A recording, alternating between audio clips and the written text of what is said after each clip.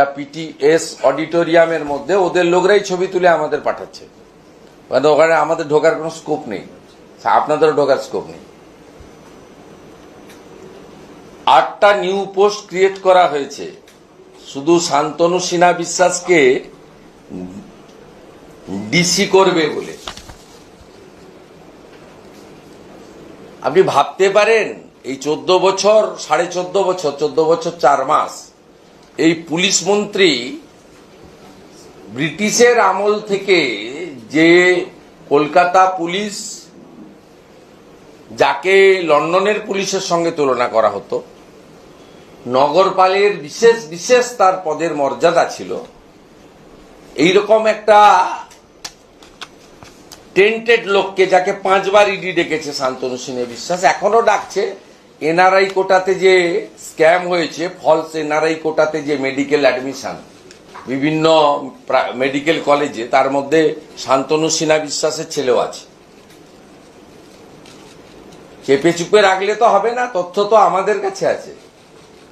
NRI কোটাতে ঢুকিয়েছে ছেলেকে, সেগুলো তো ইডি দেখছে, আমি এখানে আর বলবো না, পরে দেখা যাবে। আপাতত বাড়িতে বাজার করেন বলে 30-8 অবসরের আগেই 2 বছরের এক্সটেনশন। 2 বছর থাকতে পারবে না, বিজেপি আসছে 6 মাস পরে। এর জন্য 8টা নতুন পোস্ট ক্রিয়েট করা হয়েছে ডিসি করার জন্য, এবং গত 1.5 বছরে উনি এই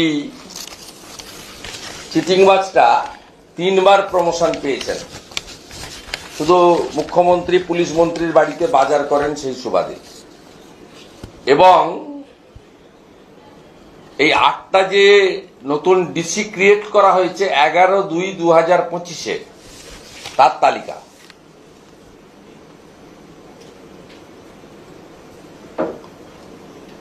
মুখে কোনো ভাষণ নেই, সব কাগজ কথা বলছে।